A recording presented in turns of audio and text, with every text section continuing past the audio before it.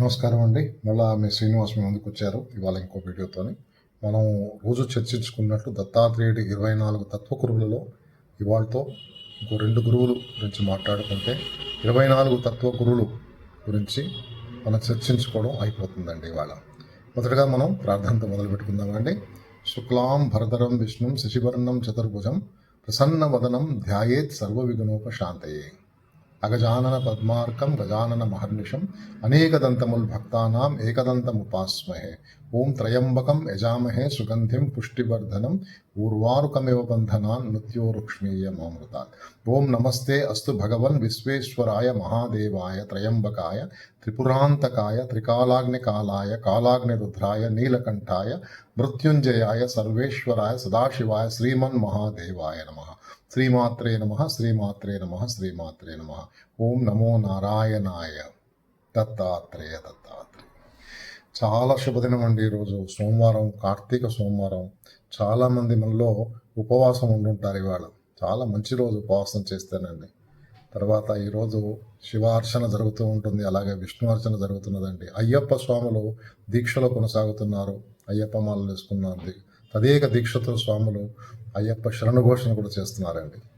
ఈరోజు మళ్ళీ మనం భగవద్గీతలో 2 శ్లోకాలతో మొదలు పెట్టుకుందామండి.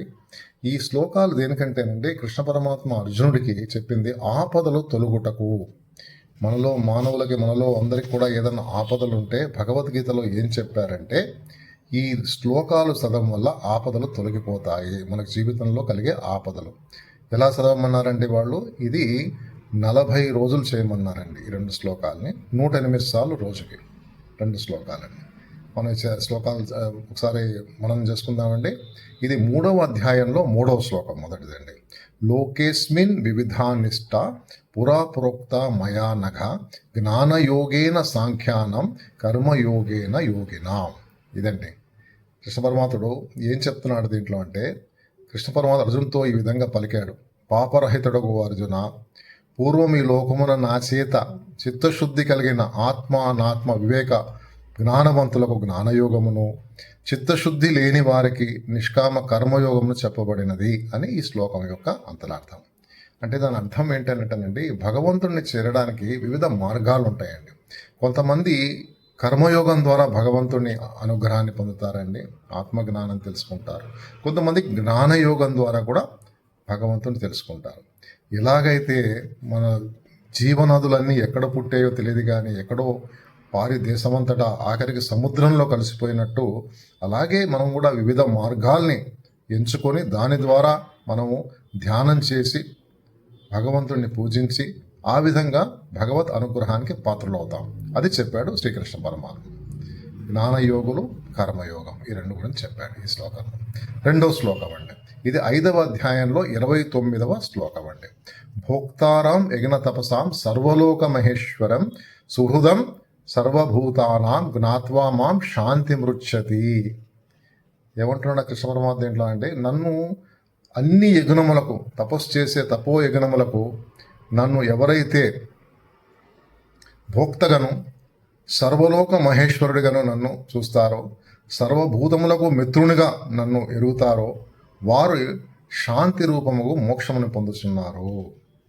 చాలా సులభంగా చెప్పాడు కృష్ణ పరమాత్మ. ఆయన ఏమంటున్నాడంటే, నన్ను ఎవరైతే ప్రపంచంలో నన్ను అన్నిటికీ కారణభూతుడుగా తెలుసుకుంటారో, ఈ సృష్టికి, ఈ యజ్ఞాలకి, పంచభూతాలకి అన్నిటికి కూడా, అలాంటి వాడు, తెలుసుకున్నవాడు, నన్ను భగవంతుడుగా తెలుసుకొని ఈ సృష్టికర్తగా తెలుసుకున్నవాడు శాంతిని పొందుతున్నాడు. అంటే నా అనుగ్రహం వారికి తొందరగా లభిస్తుంది, భగవత్ అనుగ్రహము, ఆత్మ జ్ఞానాన్ని పొందగలుగుతాడు అని కృష్ణ పరమాత్మ చెప్తున్నాడండి. సో మనం అందరం కూడా మనము ఎలాంటి అరిషడ్ వర్గాల్ని తొలగించి మనము నిశ్చలమైన మనస్సుతో, స్వచ్ఛమైన హృదయంతో ఎప్పుడైతే భగవంతుని ధ్యానిస్తామో భగవత్ అనుగ్రహానికి పాత్రలు అవుతామండి. సరేనండి, ఈ శ్లోకాల అర్థం ఇది. ఇప్పుడు మనము దత్తాత్రేయుడు 24 గురువుల్లో 22 గురువుల గురించి మనము చర్చించుకున్నామండి. తత్వగురువులు అంటే దత్తాత్రేయుడి గురువుల ద్వారా ఒక ప్రత్యేక జ్ఞానాన్ని తెలుసుకొని మనకి చెప్తున్నాడు. ఈసారి ఇంకో 2 గురువులు దీంతో అయిపోతుందండి. ఒకటి సాలెపురుగు అండి. సాలెపురుగు సహజ గుణం ఏంటి మనకు అందరికీ తెలుసు కదండి. సాలెపురుగు తన గూడును ఎంతో అందంగా మరియు ఎంతో నైపుణ్యంగా నిర్మిస్తుందండి. దాన్ని కట్టడానికి ఎంతో శ్రమిస్తుందండి, చాలా శ్రమిస్తుంది. అది కట్టినాక అందమైన గూడులో ఎంతో కాలం జీవిస్తుంది కూడా. కానీ కొంతకాలం తర్వాత అదే సాలెపురుగులు ఆ సాలీడును తమలో తామే తినేస్తాయండి. ఆ గూడును తమలో తామే తినేస్తాయండి.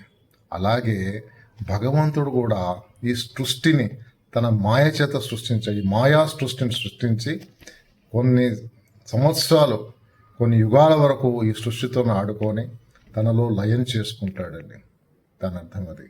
కానీ మనము ఏమనుకుంటున్నామంటే ఈ సృష్టి నిజమైన సృష్టి అనుకుంటున్నామని భ్రమిస్తున్నాం ఈ సృష్టి.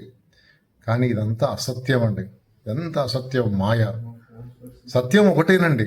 ఆ సత్యం ఏంటంటే పరబ్రహ్మం మాత్రమే సత్యం, సచ్చిదానంద స్వరూపమే సత్యం. ఇది తెలుసుకున్న మానవుడు ఈ మాయ నుంచి బయటకు వచ్చి భగవత్ అనుగ్రహం కోసం దీక్ష చేస్తాడండి, తపస్సు చేస్తాడు, యోగం చేస్తాడు, ధ్యానం చేస్తాడు. ఇది సత్యం అండి. ఈ సాలెపురుగు నుంచి మనం తెలుసుకోవాల్సిన జ్ఞానం అది. రెండోదండి గొంగళి పురుగు.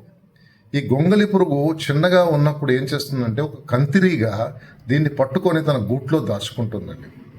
వ్యాస్ప్ అంటాం కదండి, కంతిరీగా. అది తీసుకెళ్ళి దీనిని దాచుకుంటుంది. దాని చుట్టూ తిరిగి దాన్ని బంధించి దాన్ని కుడుతుందండి. అది కుట్టినాక ఈ గొంగళి పురుగు చిన్నప్పుడు దానికి అర్థం కాక భయంతో దాన్నే చూస్తూ తిరుగుతున్న ఆ యొక్క పురుగుని చూస్తూ అండి, కందిరీగని చూస్తూ తను కూడా కందిరీగా లాగా ఆలోచించుకొని చివరికి తను కూడా కందిరీగలాగా మారిపోతుందండి.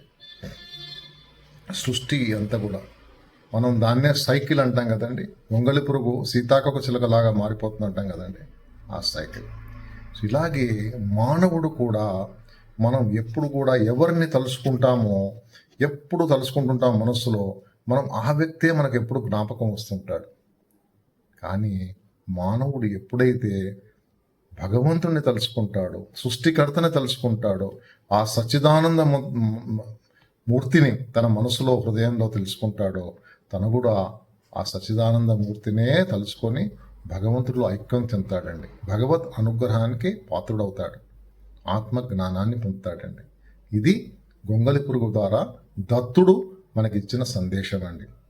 దీని ద్వారా 24 దత్తగురువుల గురించి మనం చర్చించుకున్నామండి. చాలా ప్రత్యేక జ్ఞానాన్ని దత్త భగవానుడు మనకు అందించాడు. మనం కూడా ఈ సృష్టిలో కనబడే ప్రతి ఒక్క జీవి నుంచి, ప్రతి ఒక్క వస్తువు నుంచి, పంచభూతాల నుంచి మనము వాటి యొక్క ప్రత్యేక గుణాల్ని మనం తెలుసుకొని మనం కూడా పాటించండి. మనము చివరికి భగవంత్ అనుగ్రహానికి పాత్రలు కావాలండి. ఒకటి నేను చెప్తానండి, మనం అరిషడ్ వర్గాల్ని జయించాలి. అవే మన అంతర్గత శత్రువులు.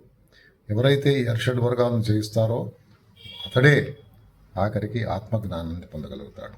సో ఇంతటితో ఈ యొక్క దత్తాత్రేయుడు 24 తత్వగురువుల గురించి మన చర్చ సమాప్తమైందండి. మళ్ళీ రేపు ఇంకొక వీడియోతో కలుద్దాం. Thank you.